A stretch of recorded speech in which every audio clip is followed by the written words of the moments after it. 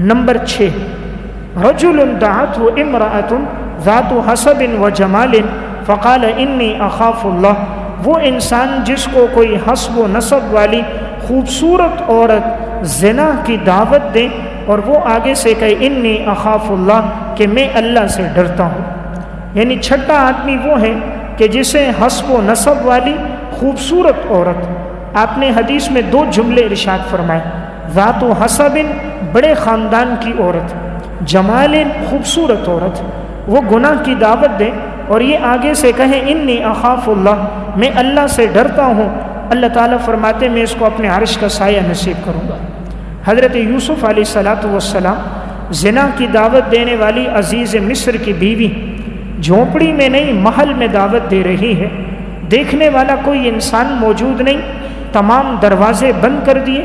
یوسف علیہ السلام غیر شادی شدہ، شباب اور جوانی کا عالم، اور عورت حسین اور جمیل، بناؤ سنگار اور زیب و زینت کے ساتھ بند دروازوں میں اپنی طرف بلانے لگیں۔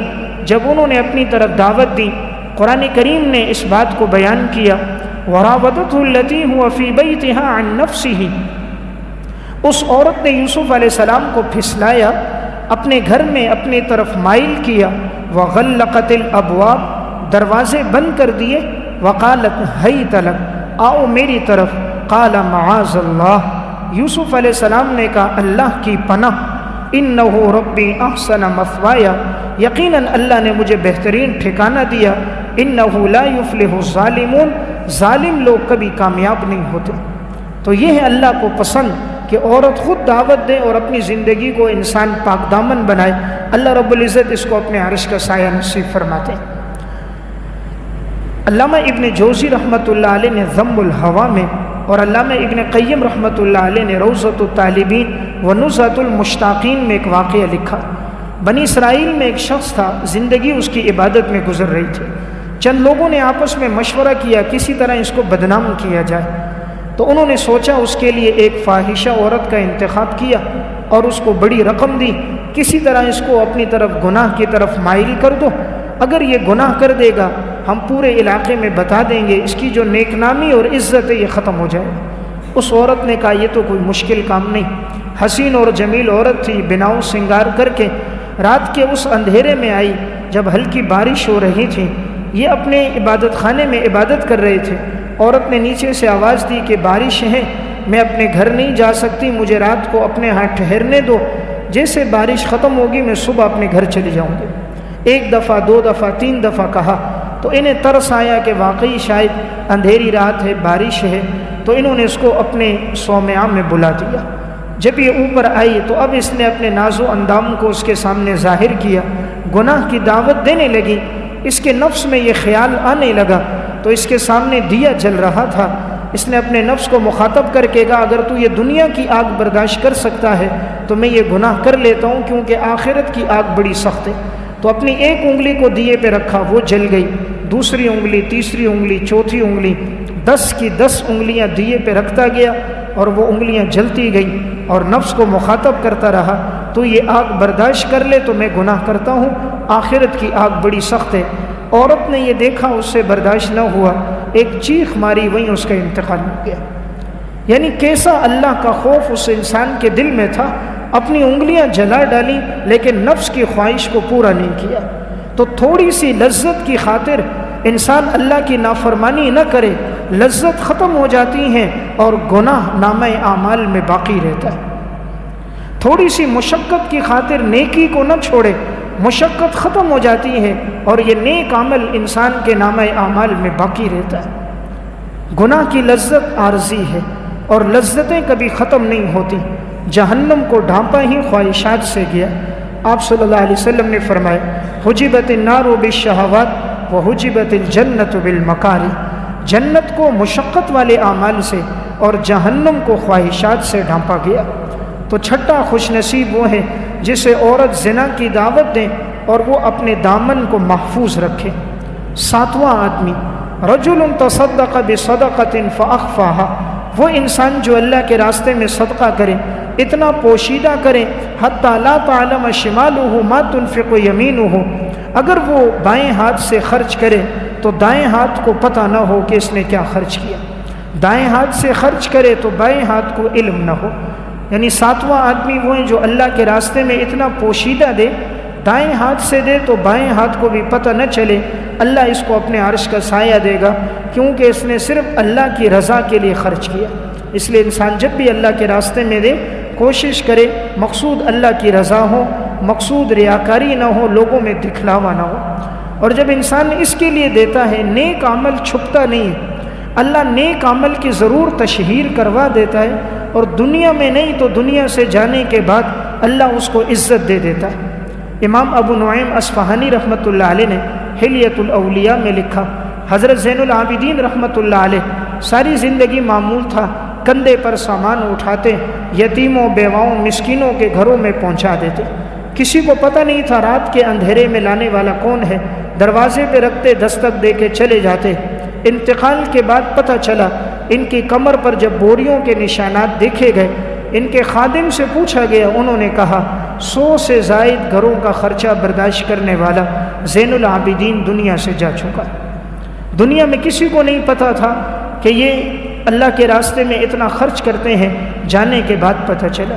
تو اللہ کو وہ انسان بڑا پسند ہے جو صرف اللہ کی رضا کے لیے خرچ کرے، اور اللہ اس کی عزت بڑھا دیتا ہے۔ انسان نیک عمل کم کرتا ہے لیکن اللہ اس کی تشہیر زیادہ کروا دیتا ہے، لوگوں کے دلوں میں اس کی محبت زیادہ ڈال دیتا ہے۔ حضرت بشر حافی رحمۃ اللہ علیہ کا واقعہ روض الریاحین فی حکایات الصالحین میں فرمایا، میں رات کا ایک حصہ عبادت کرتا، باقی آرام کرتا۔ ایک دفعہ راستے سے گزر رہے تھے، ایک خاتون نے کہا یہ وہ انسان ہے جو ساری رات اللہ کی عبادت کرتا ہے۔ انہوں نے سر جھکا دیا اور اپنے آپ کو کہنے لگے کہ میں نے کبھی پوری زندگی پوری رات عبادت نہیں کی، تھوڑا سا حصہ عبادت کرتا ہوں، لیکن اللہ کتنی عزت دیتا ہے۔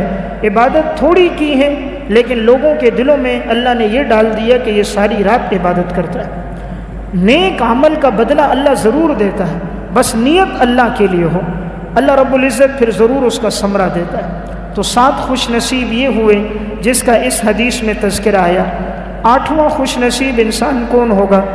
جس کا ایمان پر انتقال ہو، ایمان کی حالت میں جو دنیا سے چلا گیا، اللہ تعالیٰ اس کو اپنے عرش کا سایہ دیں گے۔ رسول اللہ صلی اللہ علیہ وسلم نے فرمایا فَأَيْنَ الْمُؤْمِنُونَ يَوْمَئِذٍ، قیامت کے دن اعلان ہوگا مومن لوگ کہاں ہیں؟ قَالَ يُوزَعُ لَهُمْ كَرَاسِيٌّ مِّن نُورٍ، ان کے لیے رکھ دی جائیں گی نور کی کرسیاں، وَتُظَلِّلُ عَلَيْهِمُ الْغَمَامُ، سایہ کریں گے ان پر بادل، وَذَلِكَ الْيَوْمُ أَقْصَرَ عَلَى الْمُؤْمِنِينَ مِنْ سَاعَةٍ مِّن نَّهَارٍ، اور یہ قیامت کا دن ایمان والوں پر اتنا مختصر ہوگا جتنا کہ دن کی ایک گھڑی ہوتی ہے۔ یعنی جس طرح زندگی کا 1 گھنٹہ اور 1 منٹ گزر جاتا ہے، اس طرح ایمان والوں پر قیامت کا دن گزرے گا، لیکن کفار پر، مجرموں پر یہ دن بڑا سخت ہوگا۔ تو یہ صحیح ابن حبان کی روایت ہے، اس لیے انسان کوشش کرے، اللہ سے دعا کیا کرے کہ اللہ تعالیٰ خاتمہ ایمان پہ کرے۔ تو اگر ایمان پر خاتمہ ہوا ہے تو عرش کا سایہ اللہ تعالیٰ اسے نصیب فرمائیں گے۔ بس اوقات زندگی بڑی اچھی گزرتی ہے لیکن خاتمہ کفر پہ ہو جاتا ہے۔ علامہ ابن قیم رحمۃ اللہ علیہ نے روضۃ الطالبین و نزہۃ المشتاقین میں، اور علامہ ابن جوزی نے ذم الہویٰ میں واقعہ لکھا کہ موسیٰ علیہ السلام کے دور میں ایک مؤذن تھا، آواز بڑی خوبصورت تھی، جب وہ اذان دیتا لوگوں کو عبادت کے لیے بلاتا، لوگ اس کی آواز سن کر دوڑتے ہوئے آتے۔ ایک دن وہ اذان دینے کے لیے عبادت خانے کے اوپر صومعہ میں چڑھا تو قریب میں اس کی نظر پڑ گئی ایک مجوسی شخص کے گھر پر، دیکھا وہاں پر اس کی بیٹی صحن میں گھوم رہی تھی، تو اللہ نے اس کو بڑا حسن و جمال دیا تھا، تو یہ اس کے حسن پہ فریفتہ ہو گیا، اپنے اذان اور اعلان کو چھوڑا، نیچے آیا اور اس کے گھر گیا۔ دروازے پہ دستک دی، لڑکی نے پوچھا کون؟ بتایا کہ میں اس طرح مؤذن ہوں اور میں آیا ہوں اس کام کے لیے کہ میں تم سے نکاح کرنا چاہتا ہوں۔ اس لڑکی نے کہا میرا والد موجود نہیں ہے، جب وہ آئے تو پھر آ جانا۔ یہ شخص کہتا ہے میں وہاں انتظار کرتا رہا، اتنے میں اس کا والد آ گیا، پوچھا بھائی کیوں آئے؟ کہا میں اس کام کے لیے آیا ہوں۔ کہا تم مسلمان ہو، ہم مجوسی ہیں، نکاح نہیں ہو سکتا، تم اگر اپنا مذہب موسیٰ علیہ السلام کا مذہب چھوڑ دو۔ اس وقت موسیٰ علیہ السلام کی شریعت حق تھی، کہا اس کو چھوڑ کر ہمارے دین کو اختیار کرو تو میں اپنی بیٹی کا تمہارے ساتھ نکاح کر دوں گا۔ اس نے کہا ٹھیک ہے، اور اس نے سچا دین موسیٰ علیہ السلام کا مذہب چھوڑا اور یہ شخص مجوسی ہو گیا۔ جب اس کے دین کو قبول کیا تو بعض کتابوں میں اس بات کا اضافہ بھی ہے، اس نے کہا میں تب مانوں گا جب تو میرے سامنے خنزیر کا گوشت بھی کھائے گا، شراب بھی پیے گا، تو مجھے یقین ہو جائے گا کہ تو نے ان کا مذہب چھوڑ دیا۔ تو اس نے ان کی خاطر یہ بھی کر دیا۔ اب جب اس نے اپنے مذہب کے مطابق اس کا آپس میں نکاح باندھ دیا تو کہا یہ گھر کا جو اوپر کا کمرہ یہ اپنے لیے ٹھیک کرو، اسی میں تم اس لڑکی کو رکھو۔ یہ اوپر چڑھا کمرہ ٹھیک کرنے کے لیے، اوپر سے نیچے گرا، گردن کی ہڈی ٹوٹ گئی، وہیں انتقال ہو گیا۔ وہیں انتقال ہو گیا تو انہوں نے اس کی لاش اٹھائی، اس باپ نے اور بیٹی نے اٹھا کر جو کچرے کی جگہ تھی وہاں اس لاش کو پھینک کر آ گئے۔ تو دیکھیں ساری زندگی نیکی میں گزری، اطاعت میں گزری، خاتمہ کفر پہ ہو گیا۔ اس لیے انسان اللہ سے دعا کرے کہ اللہ خاتمہ ایمان پر دے۔ سب سے بڑی نعمت ایمان کی نعمت، جس کا خاتمہ ایمان پر ہوا تو اللہ کا شکر ادا کرے۔ آج عموماً دیکھنے میں آتا ہے زندگی گناہوں میں گزرتی ہے تو موت کے وقت کلمہ نصیب ہی نہیں ہوتا، یا فلم دیکھتے ہوئے مر رہا ہے، گاڑی میں فلم چل رہی ہے، ایکسیڈنٹ ہوا، اس حال میں انتقال ہو گیا۔ آج کتنے واقعات سننے میں آتے ہیں، موسیقی چل رہی ہوتی ہے، ٹک ٹاک بنا رہا ہے، ایکسیڈنٹ ہوتا ہے اور آوازیں ایسی منہ سے نکلتی ہیں جس طرح جانور کو ذبح کیا جاتا ہے، وہ آوازیں موت کے وقت کلمے کی توفیق نہیں ہوتی۔ آج مسلمان اللہ نہ کرے معاذ اللہ کفر کی موت مر رہے ہیں، آخری وقت میں ان کی زبان پر کفریہ باتیں ہوتی ہیں، کلمے کی توفیق نہیں ہوتی۔ اس لیے سب سے بڑی نعمت اللہ کی نعمت ہے، تو ایمان کی نعمت انسان ہمیشہ دعا کرے کہ اللہ خاتمہ ایمان پہ کرے۔ نمبر 9، اللہ کے لیے ایک دوسرے کی زیارت کرنے والے اور مال خرچ کرنے والے، جو اللہ کے لیے ایک دوسرے کی زیارت کریں، مال خرچ کریں، اللہ کو وہ انسان بھی بڑے پسند ہیں اور اللہ انہیں بھی اپنے عرش کا سایہ دے گا۔ حدیث قدسی ہے، رسول اللہ صلی اللہ علیہ وسلم نے فرمایا حقت محبتی المتحابین فیہ، میری محبت ثابت ہو گئی ان لوگوں کے لیے جو محبت کرنے والے ہیں آپس میں میری خاطر، وحقت محبتی المتبادلین فیہ، اور میری محبت ثابت ہو گئی ان لوگوں کے لیے جو آپس میں ایک دوسرے پر خرچ کرنے والے ہیں، وحقت محبتی للمتزاورین فیہ، میری محبت ان کے لیے بھی ثابت ہے جو ایک دوسرے کی زیارت کرنے والے ہیں، والمتحابون فی اللہ علی منابر من نور، اور آپس میں جو اللہ کے لیے محبت کریں گے وہ لوگ نور کے ممبروں پر ہوں گے، فی ظل العرش، عرش کا سایہ اللہ انہیں نصیب کرے گا، یوم لا ظل الا ظلہ، جس دن نہیں کوئی سایہ ہوگا سوائے اللہ کے عرش کے سائے کے۔ یہ مسند احمد کی روایت ہے۔ گویا اس حدیث میں رسول اللہ صلی اللہ علیہ وسلم نے فرمایا جو آپس میں ایک دوسرے کی زیارت کریں صرف اللہ کی رضا کے لیے کہ یہ مسلمان بھائی ہیں، اس سے ملنے کے لیے جائے، اس کے ساتھ تعاون کرے، خندہ پیشانی سے ملے، آپس میں محبت کرے اللہ کے لیے اور اس پر مال خرچ کرے تو اس لیے کہ یہ مسلمان ہے، مستحق ہے، تو فرمایا اللہ اس کو بھی اپنے عرش کا سایہ نصیب کرے گا۔ نمبر 10، کسی تنگ دست کو مہلت دینا یا اس کا قرضہ معاف کرنا۔ کوئی تنگ دست آدمی ہے، اس کے قرضے کی مہلت کو بڑھا دینا، یا وہ قرضہ نہیں دے سکتا، غریب آدمی ہے، اس کے قرضے کو معاف کر دینا۔ حدیث میں آتا ہے رسول اللہ صلی اللہ علیہ وسلم نے فرمایا من انظر معسرا، جس نے کسی تنگ دست کو مہلت دی، او وضع لہ، یا اس کے قرضے کو معاف کر دیا، اظلہ اللہ فی ظل عرشہ یوم القیامہ، اللہ تعالیٰ اسے قیامت کے دن اپنے عرش کا سایہ نصیب فرمائیں گے۔ مسند احمد کی روایت ہے۔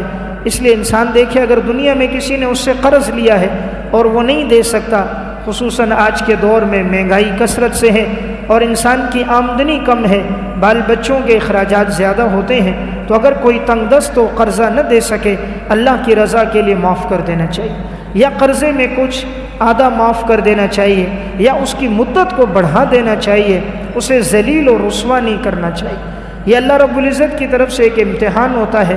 اللہ نے آپ کو دینے کی توفیق دی ہے، آپ نے اس کو دیا ہے، خدا نہ کرے اگر آپ اس کی جگہ ہوتے، آپ کے حالات ایسے ہوتے اور آپ مہلت مانگتے اور کوئی آپ کو مہلت نہ دیتا تو دل پہ کیا گزرتی؟ ہمیشہ شکر کرے، اللہ نے دینے کی توفیق دی، اللہ نے خرچ کرنے والا بنایا ہے، لینے والا نہیں بنایا۔ اللہ تو ہر چیز پر قادر ہے، اگر ہمیں لینے والا بنا دیتا تو ہم کیا کر سکتے تھے؟